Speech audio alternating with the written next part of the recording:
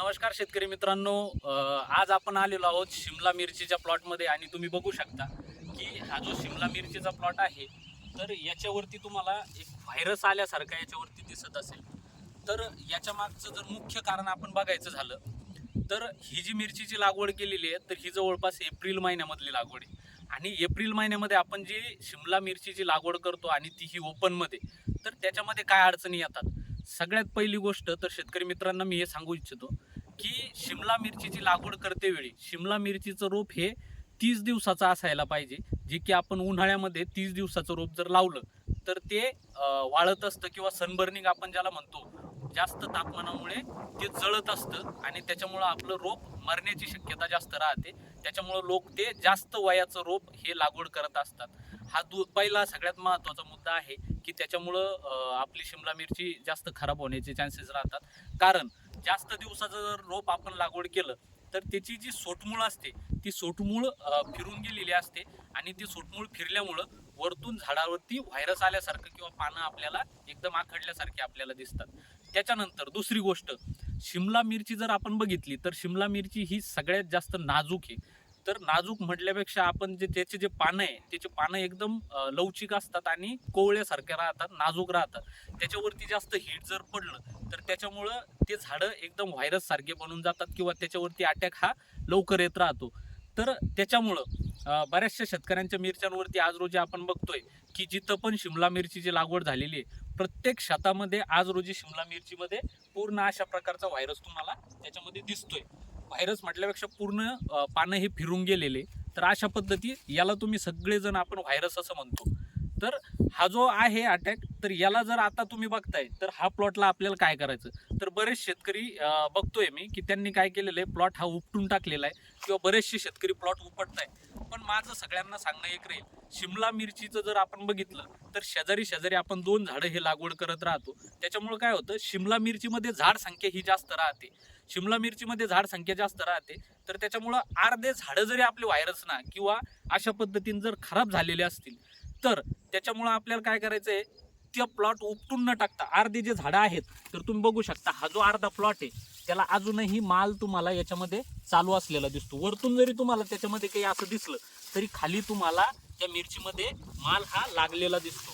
जो की आज रोजी शेतकऱ्यांनी डायरेक्टली प्लॉट उपटून त्यांचा जो प्रॉफिट आहे तो झिरो केल्यापेक्षा किंवा नुकसानीत जाण्यापेक्षा आता जो सध्या माल लागलेला आहे त्या मालावरती सुद्धा ते त्यांचा जो झालेला खर्च आहे तो खर्च रिकवर करू शकतात.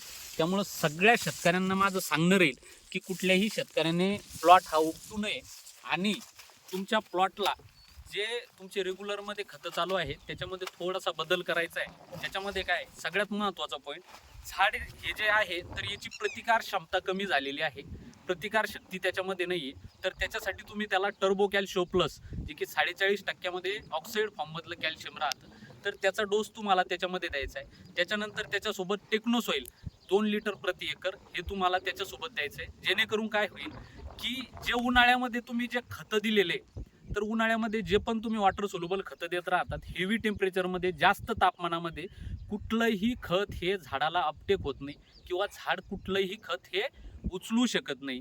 तर त्याच्यामुळं ह्या झाडामध्ये आपण ह्या प्लॉटमध्ये जेवढे पण खतं दिलेले राहतात तर ते जमिनीमध्ये पडलेले किंवा ते फिक्स झालेले आणि त्याच्यामुळं ते खतं अपटेक आपल्याला होणं महत्त्वाचं आहे. त्याच्यासाठी आपण टेक्नोसॉईल त्याच्यामध्ये द्यायचं आहे. त्याच्यामुळं काय होणार आहे, हे जर तुम्ही दिलं तर सगळ्यात महत्त्वाचा पॉईंट, पहिलं तर जमीन भुसभुशीत होईल. तुमच्या जमिनीमध्ये जे क्षार आहे, सल्फेट, क्लोराईड, नायट्रेट वगैरे जे क्षार आहे ते न्यूट्रल होईल.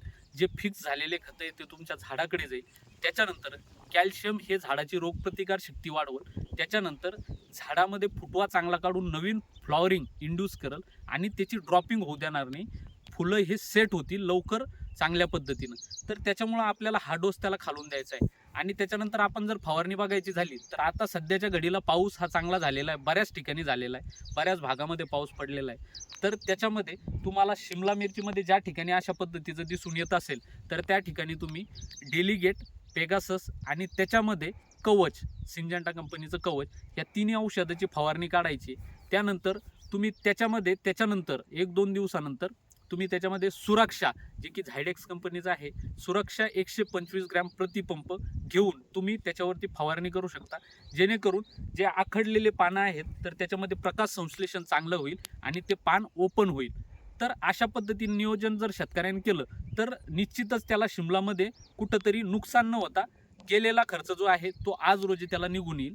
त्यामुळे सर्व शेतकऱ्यांनी या पद्धतीचं नियोजन करायचं आहे. जर तुम्हाला याच्यामध्ये अजून काही अडचण असेल किंवा ज्यांना कोणाला काही माहिती हवी असेल तर तुम्ही मला निश्चितच कॉल करू शकता. माझा मोबाईल नंबर आहे 95 52 91 47 78. धन्यवाद.